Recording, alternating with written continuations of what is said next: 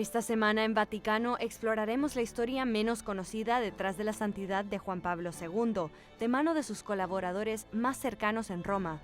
Les presentamos un Shark Tank católico con el que podrán experimentar el espíritu emprendedor cristiano.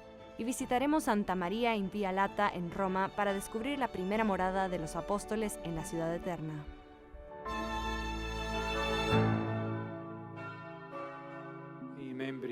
En medio de los ajetreados días de la clausura del Sínodo sobre la sinodalidad, el Papa Francisco dio a conocer su última encíclica, Dilexit Nost, que significa Él nos amó, centrada en el Sagrado Corazón de Jesús. La hermana Antonella Fraccaro, superiora general de las Pías Discípulas del Evangelio, y el arzobispo Bruno Forte, teólogo, presentaron la encíclica en una rueda de prensa.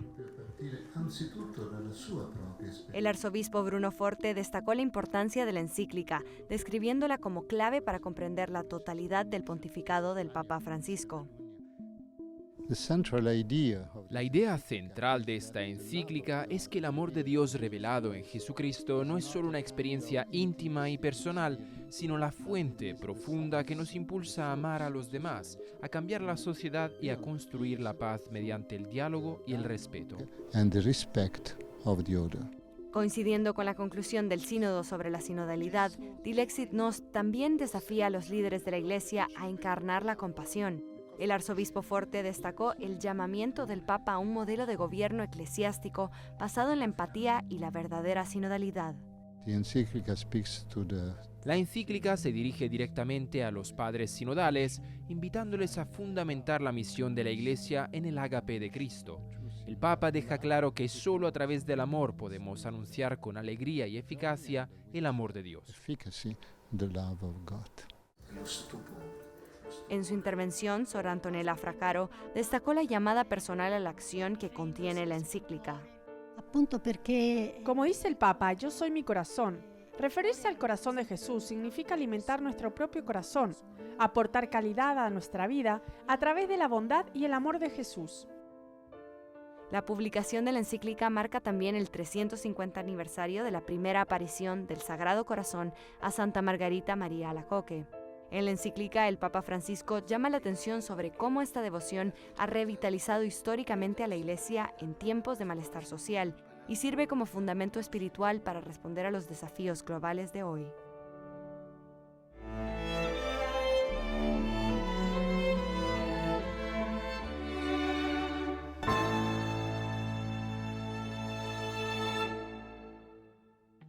Con el documento finale. Después de 2 años, el sínodo sobre la sinodalidad terminó con una sorpresa. El Papa Francisco anunció el pasado sábado que no escribiría una exhortación post-sinodal.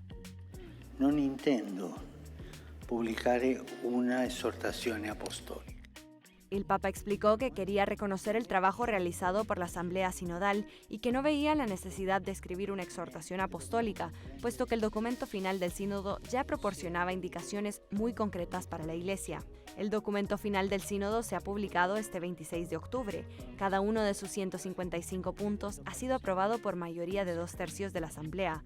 Entre ellos, el Papa aprobó una nueva propuesta. A partir de ahora, antes de publicar documentos normativos importantes, los dicasterios previamente deberán consultar a las conferencias episcopales, siempre que los asuntos no afecten a la doctrina de la Iglesia. Cari fratelli e sorelle, El punto más controvertido durante la votación fue el número 60, que trata del papel de la mujer en la Iglesia. En él, la Asamblea concluyó que no hay razones que impidan a las mujeres asumir funciones de liderazgo en la Iglesia y subrayó que la cuestión del acceso de las mujeres al ministerio diaconal sigue abierta. Así lo explicó el relator general del sínodo, el cardenal Jean-Claude Hollerich, durante la rueda de prensa que tuvo lugar tras la publicación del documento. I fully accept what the Holy Father says. El Santo Padre no ha dicho que las mujeres serán ordenadas diaconisas, ni que las mujeres no serán ordenadas diaconisas. Solo ha dicho que la cuestión sigue abierta, que tiene que ser estudiada y que, si he entendido bien cómo está funcionando ese grupo de estudio, lo primero que está considerando es la labor que las mujeres han hecho a lo largo de la historia y lo que pueden hacer en la Iglesia en términos de liderazgo, sea liderazgo ritual, liderazgo comunitario u otros sin ordenación. Al día siguiente, el pontífice concluyó los trabajos en Roma del mismo modo que los inauguró, con una celebración eucarística. Más de 5.000 personas se reunieron en la Basílica de San Pedro para la Santa Misa. Fratelli, sorelle. Hermanos y hermanas, no a una iglesia sentada, sino una iglesia en pie. No a una iglesia silenciosa, sino una iglesia que abraza el grito de la humanidad. No a una iglesia ciega, sino a una iglesia iluminada por Cristo que lleva la luz del Evangelio a los demás. No a una iglesia estática, sino una iglesia misionera que camina con su Señor por las calles del mundo. Que camina con el Signore lungo le strade del mondo. Después de la misa, el Papa salió al balcón del Palacio Apostólico para rezar el Ángelus con los fieles y les pidió que rezaran para que todo lo que se ha discutido durante el Sínodo de los Obispos sea un progreso para el bien de la Iglesia. Pater et Filius et Spiritus Sanctus. Amén.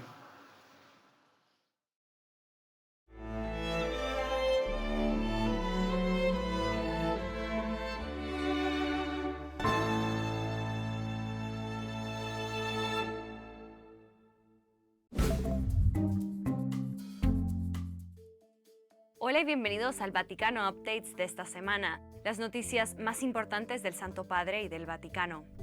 El Papa Francisco ha decidido recortar de nuevo los salarios de los cardenales que trabajan en el Vaticano, una medida que entrará en vigor el 1 de noviembre.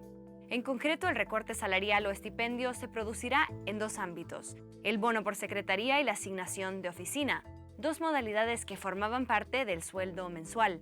En otras ocasiones, el Papa ha subrayado que los recursos económicos al servicio de la Iglesia son limitados y deben gestionarse con rigor y seriedad para que no se desperdicien los esfuerzos de quienes han contribuido al patrimonio de la Santa Sede. El Vaticano ha reprendido a los obispos suizos por su gestión de las denuncias de abusos sexuales en el país, tras una investigación de más de un año. Sin embargo, la investigación del Vaticano no encontró pruebas de una conspiración por parte de los prelados para encubrir las denuncias de abusos. Una de las acusaciones clave que puso en marcha la investigación en la Santa Sede el año pasado. En mayo se presentaron acusaciones contra varios miembros eméritos y en funciones de la Conferencia Episcopal Suiza y otros sacerdotes. En vísperas del jubileo de 2025, el Vaticano ha lanzado una mascota de dibujos animados. La mascota, llamada Luce, significa luz en italiano. Pretende atraer a un público más joven y guiar a los visitantes a lo largo del año jubilar. El arzobispo Rino Fisichella, principal organizador del jubileo en el Vaticano, dijo que este gesto pretende acercarse a la cultura pop, tan querida por los jóvenes.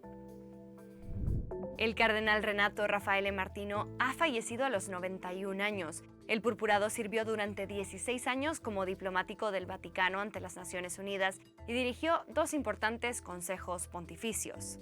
Fue presidente del Consejo para la Justicia y la Paz de 2002 a 2009 y el Pontificio Consejo para la Pastoral de los Emigrantes e Itinerantes de 2006 a 2009. El Papa Francisco abrirá una puerta santa en la cárcel Revivia de Roma el 26 de diciembre, festividad de San Esteban. Será la segunda de las 5 puertas santas que el Santo Padre inaugurará durante el año jubilar de la Esperanza de 2025. La apertura de esta puerta santa representará a todas las cárceles esparcidas por el mundo, según el Vaticano. Gracias por ver una vez más Vaticano Updates. Paola Riaza para EWTN Vaticano.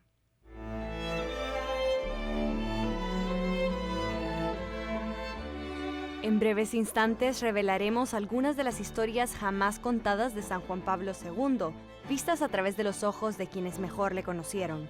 No se pierdan este reportaje de Vaticano.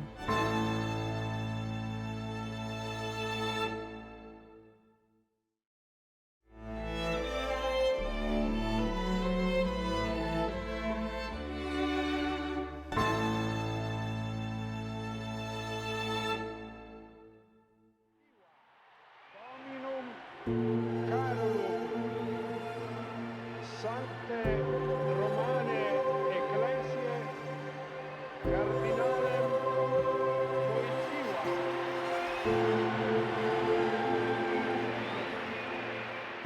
Los 27 años de pontificado del Papa San Juan Pablo II dejaron una huella indeleble en los corazones de sus antiguos colaboradores en el Vaticano. Incluso con el paso del tiempo, recuerdan vívidamente el profundo privilegio de vivir y trabajar junto a un santo.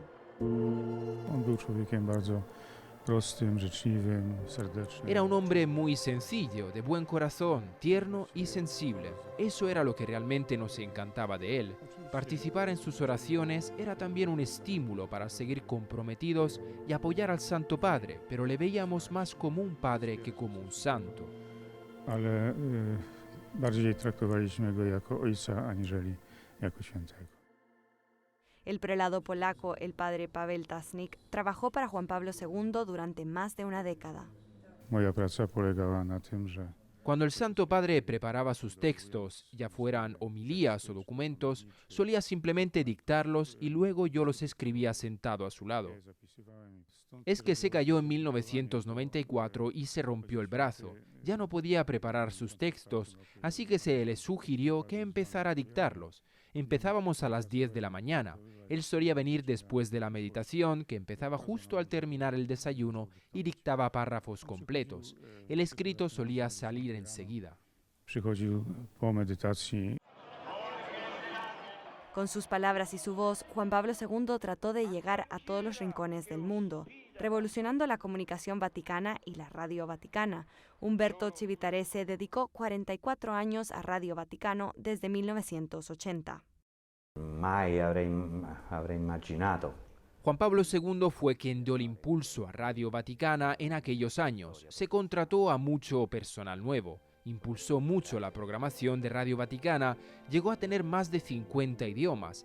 Entonces era una radio particular, comparable a La Voz de América o a Radio Moscú, simplemente una gran radio que emitía en todo el mundo. Gracias a Juan Pablo II, en aquellos años alcanzó la cima de la radiodifusión. In quegli anni, secondo me, toccò l'apice della radiofonia. Civitarese supervisó las conferencias de prensa papales a bordo de los aviones y acompañó a Juan Pablo II en unos 60 viajes alrededor del mundo. Io mi ricordo un viaggio in Mali del Santo Padre. Recuerdo nuestro viaje a Mali cuando después de todo el día viendo los barrios pobres y las grandes aglomeraciones urbanas bajo un calor sofocante y una larguísima misa en el estadio, al volver a la Nunciatura todo el mundo buscaba un refresco y descansar. Él se puso de rodillas a rezar en la capilla, solo, y allí rezaba y rezaba y rezaba.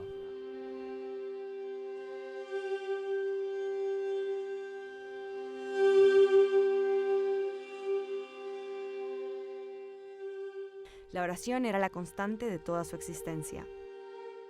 Ojciec Święty był człowiekiem modlitwy. Era un hombre de oración. Cada momento en que no estaba ocupado con el trabajo lo dedicaba a la oración e incluso a veces durante el dictado de sus textos solía cerrar los ojos y por un momento detenía el dictado. Se podía ver que estaba rezando profundamente. Juan Pablo II rezaba constantemente por personas concretas, pidiendo a sus secretarios que colocaran peticiones de oración escritas dentro del reclinatorio de su capilla privada. Ma pewną geografię modlitwy, to znaczy każdy. Seguía una especie de geografía de la oración. Cada día rezaba por una parte de la iglesia de todo el mundo, por su comunidad particular, y al mismo tiempo intentaba recordar en qué contexto vivía esa comunidad. Los obispos que venían a visitarle se sorprendían a veces de que el Santo Padre estuviera tan al día en lo que se refería a su iglesia local. Con el paso de los años, el Papa contó cada vez más con la ayuda de quienes le rodeaban en el Vaticano. Paolo Sagretti dirige un equipo dentro de una institución poco conocida que trabaja entre bastidores, la Florería Apostólica. Esta oficina gestiona la logística que hace posible las grandes ceremonias papales. Sagretti sirvió a Juan Pablo II en su ministerio diario durante casi 20 años, permaneciendo a su lado hasta el final. Pudo celebrar misa hasta sus últimos días gracias a lo que conseguimos crear para él. Sillas adaptadas y plataformas especiales que se elevaban mediante pistones dinámicos o eléctricos.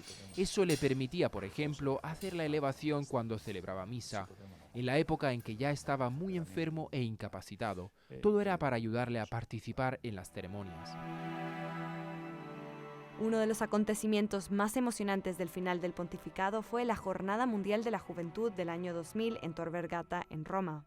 Il Papa voleva partecipare, gliel'era stato fatto. El Papa tenía muchas ganas de participar, se hizo un ascensor especial para poder subirlo y llevarlo a la altura adecuada porque el escenario era muy alto. Desde arriba debía mirar a 1 millón de personas. Recuerdo el momento, el acto estaba a punto de comenzar, el Papa se acercó entre bastidores y quiso subir las escaleras por su propio pie.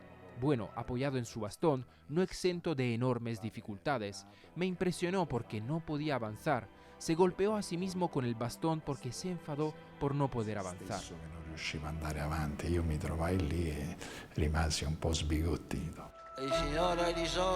Juan Pablo II se mantuvo firme hasta sus últimos días. A pesar de los inmensos sufrimientos físicos, estaba decidido a permanecer cerca de la gente y seguir difundiendo el amor de Dios por todas partes. Había en él ese encanto, ese aura un tanto especial, algo inalcanzable que podíamos experimentar estando a su lado. El día de su funeral, todos proclamaron su santidad, convencidos de que sigue abrazando a toda la humanidad desde la ventana de la casa del Padre.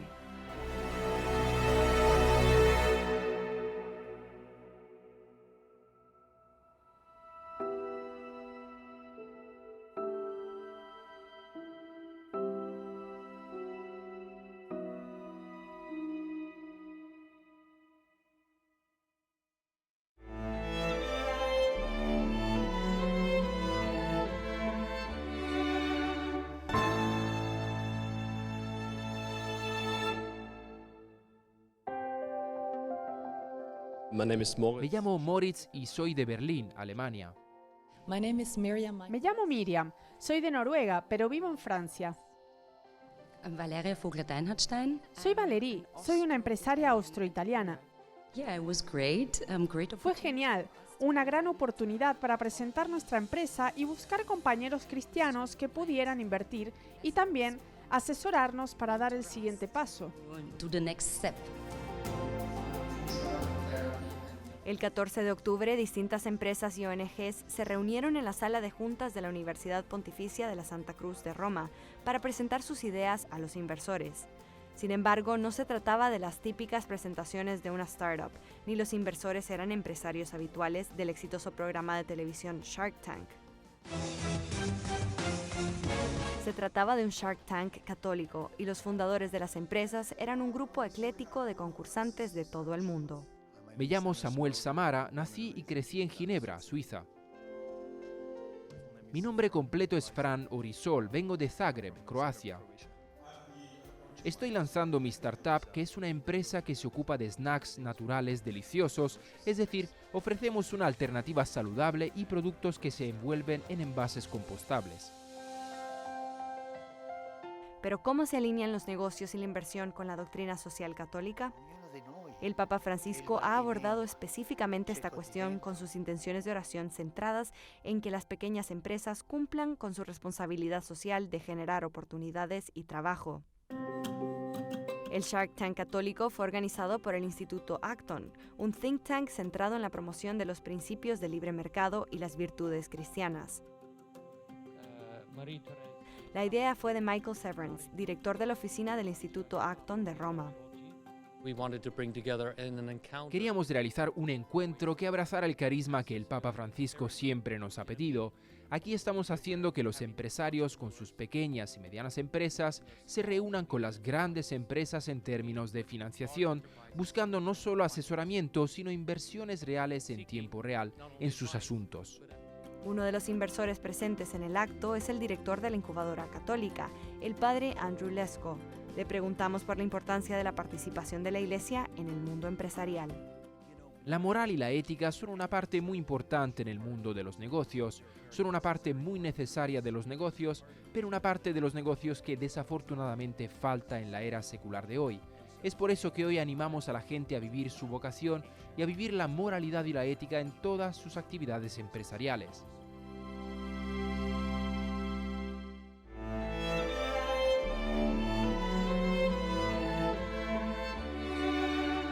Tras una breve pausa, regresaremos para explorar la primera morada de los apóstoles en Roma, aquí mismo, en Vaticano.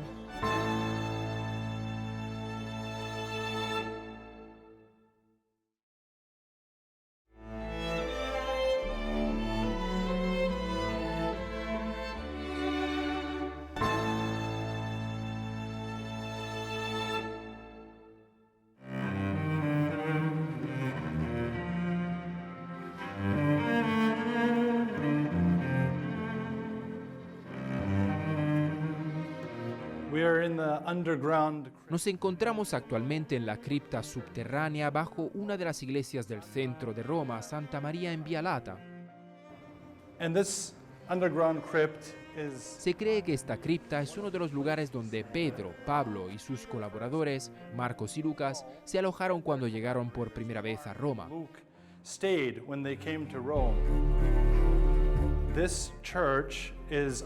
La iglesia se encuentra un poco más allá del gueto judío. Como Pedro había sido encarcelado 3 veces en Jerusalén, aunque predicaba a los judíos, prefería vivir entre los gentiles. Esta es una de las razones por las que este lugar se considera la primera morada de San Pedro en Roma y más tarde también la de San Pablo cuando llegó a la ciudad. Aquí se encuentra un bajorrelieve barroco que representa a San Pablo con una espada, a San Pedro con las llaves y a San Lucas escribiendo los Hechos de los Apóstoles. Se dice que San Lucas escribió aquí parte de los Hechos. También aquí escribió San Pablo varias de sus cartas, como la segunda a Timoteo, las cartas a los Efesios, a los Colosenses y a Filemón. San Marcial, que se ve al fondo, fue quien los acogió aquí. Marcial fue convertido y bautizado por San Pedro y más tarde se convirtió en uno de los primeros obispos, siendo enviado a Le Mans, Francia. Este lugar tiene un gran peso histórico, ya que fue donde los apóstoles se alojaron y escribieron cartas que más tarde constituirían la base de muchas enseñanzas de la Iglesia.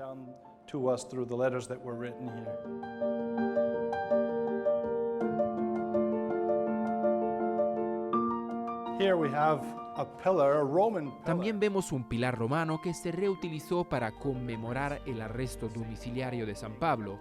Pablo pasó los años bajo arresto a su llegada a Roma. La inscripción de este pilar nos recuerda una de las cartas que escribió a Timoteo, concretamente la segunda, que dice: «Acuérdate de Jesucristo, resucitado de entre los muertos, descendiente de David.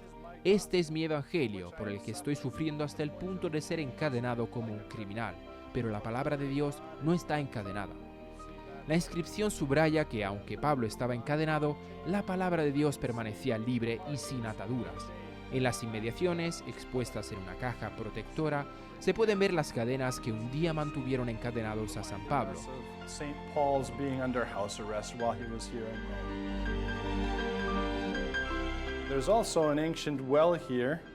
También está el antiguo pozo, bastante profundo, donde se encontraron estas cadenas. El pozo confirma aún más la historia de este lugar como una antigua domus romana, posiblemente donde vivieron Pedro, Pablo, Marcos y Lucas. Además, el pozo se utilizó para bautizar a los primeros cristianos de Roma.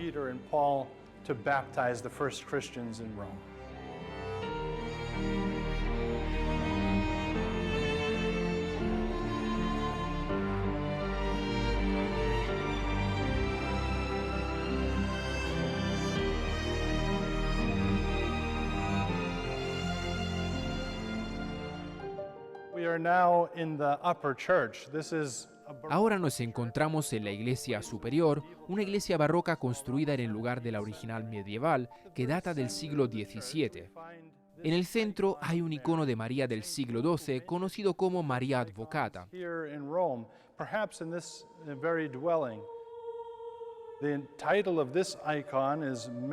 Este título se refiere a su papel de intercesora, con una mano levantada en oración, intercediendo por nosotros ante el trono de Jesús.